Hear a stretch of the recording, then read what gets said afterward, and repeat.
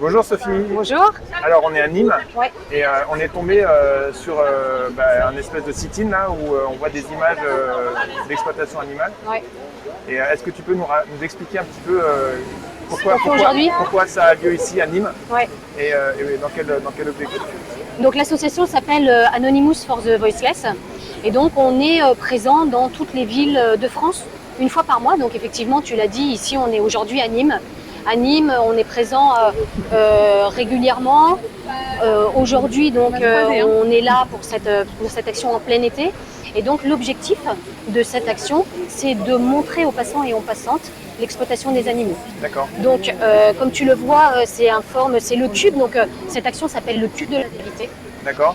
Et durant le cube de la vérité, chaque cubeur, on les appelle des cubeurs, donc vont porter des écrans et vont montrer sur les écrans, on va voir des vidéos d'exploitation des animaux terrestres, des animaux marins, l'industrie du lait et l'industrie des œufs. D'accord.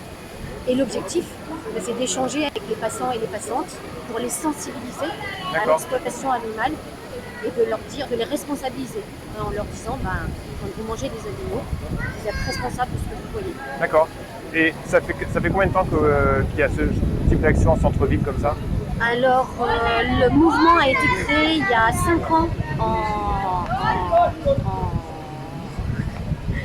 Le mouvement a été créé il y a 5 ans et il y a 4 ans en France. Il a été importé il y a 5 ans par les Australiens. Voilà, c'est ça, australien, j'étais en train de chercher. C'est la chaleur. Ça part souvent des États-Unis ou d'Australie, Sea Shepherd. Voilà, absolument. Donc là, l'Australie, il y a 4 ans, le mouvement est arrivé en France. Et donc depuis 4 ans, en France, tous les mois, il y a des actions dans à peu près 20-25 villes en France. D'accord. Et moi, je suis responsable de l'association en France et en Belgique. Et en Belgique, dans toutes les villes de Belgique, la plupart des villes de Belgique, il y a aussi des actions. D'accord. Et qu'est-ce que tu as observé là, comme évolution dans les rapports avec les personnes à qui vous parlez de ça dans la rue? Est-ce que par rapport au début, il y a 4 ans et maintenant, aujourd'hui, est-ce que la prise de conscience est différente? Est-ce que les gens sont plus ouverts à écouter ce genre de choses? Absolument. Je dirais qu'entre le début, il y a 4 ans, et depuis 1 an et demi, 2 ans, il y a une vraie prise de conscience qui est faite. Les gens s'approchent, donc là, tu as peut-être remarqué, en fait, on n'est pas proactif, on attend que les gens regardent. Et puis, une fois que les gens regardent, on s'approche d'eux. Et depuis 1 an et demi, on a vraiment changé, on a trouvé un changement. En fait, il y a de plus en plus de vidéos qui sont publiées. Il y a l'accessibilité sur Internet aussi. Et donc, on voit qu'il y a une prise de conscience qui est vraiment de plus en plus importante.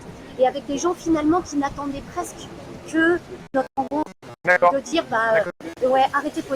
arrêtez d'exploiter des animaux, devenez vegan, c'est super facile. D'accord. Être vegan, c'est facile. Ce qui est difficile, c'est ce qu'ils subissent.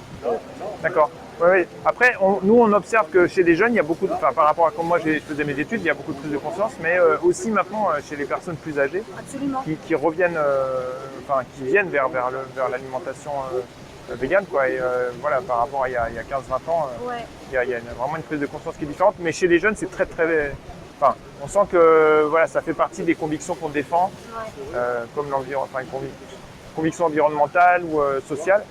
Et voilà, ça c'est chouette. Et qu'est-ce que vous proposez alors? En fait, c'est surtout des rencontres. Si les personnes sont intéressées par le mouvement, qu'est-ce qu'ils peuvent faire? Ils peuvent vous contacter, ils peuvent organiser ça dans leur ville. Absolument. Donc en fait, si les personnes sont intéressées déjà, donc on remet cette carte à la fin de l'échange. D'accord. Et au dos de cette carte, donc on va avoir des références où ils peuvent revoir des films, des vidéos, continuer à s'informer. Parce que finalement, quand on échange, ça va durer 10 minutes et les personnes vont avoir plein d'autres questions. D'accord. Et ce qui est important à la fin de notre échange, ici, que tu connais peut-être, on a le Veggie Challenge. Oui. Voilà. Et le Veggie Challenge, en fait, ça leur permet de s'engager un peu plus loin. Le Veggie Challenge, ils vont s'inscrire sur le Veggie Challenge, ça dure 21 jours, c'est gratuit. Une simple adresse email et pendant 21 jours, ils vont recevoir des conseils et ils vont être accompagnés dans leur alimentation avec des recettes, entrées, plats, desserts véganes. Ok. C'est ce qu'avait lancé Brigitte Gauthier ou non? Absolument. D'accord. Absolument. Et aujourd'hui, c'est ce qu'il y a de mieux en France parce qu'on va accompagner les personnes pendant 21 jours. Elles ne sont pas laissées seules. Là, on discute avec elles. Il y a des choses très très fortes qui se passent. Il y a des personnes qui vont pleurer. C'est vraiment assez intense. Et donc, quand elles vont rentrer chez elles vont se dire, ok, j'ai rencontré Sophie, j'ai rencontré d'autres sensibilisatrices. Puis chez moi, je fais. D'accord. Donc il y a une continuité en fait. Absolument. Il y a une continuité et on les engage à faire ce Veggie Challenge Là, tout à l'heure, j'ai discuté avec une personne et qui m'a dit, bah ok, je fais le Veggie Challenge. Donc D'accord. ça, c'est une des différences, c'est ce que tu disais tout à l'heure, qu'on voit de plus en plus avec les gens qui se sentent responsables et qui se disent, je ne veux plus être responsable de ça. Ouais, d'accord. Je veux changer. Ok. Et puis après, on rencontre aussi des véganes et on leur dit, bah, est-ce que vous avez déjà pensé à militer? Et là, tout à l'heure, on a rencontré 2 jeunes filles véganes qui ont posé leurs courses et qui vont venir nous rejoindre. D'accord. Donc là aussi, vous avez la possibilité de nous joindre. Tout le monde a la possibilité de nous suivre sur Facebook. On a une page Facebook. Il suffit de faire Anonymous for the Voiceless France et Belgique. Et vous allez pouvoir suivre nos actions et le calendrier de nos actions tous les mois. On met à jour tous les mois. Ok, génial. Mais c'est génial parce que ils repartent pas d'ici un peu paumés parce qu'au niveau des émotions, ça touche beaucoup. Hein. Ouais, absolument. Les gens ont beaucoup d'émotions et après on se retrouve avec ce paquet et on sait pas trop quoi faire. On sait pas quoi en faire. Voilà, et là c'est génial s'il y a des actions concrètes qui sont proposées derrière, il y a quelque chose à suivre. Quoi. Ouais, absolument. Donc c'est pour ça que on se dit, bah ouais, quand on est dans la rue, on fait encore plus pour les animaux parce qu'on a ce retour-là qui est incroyable avec des gens qui s'engagent vraiment. Et ça c'est chouette quoi.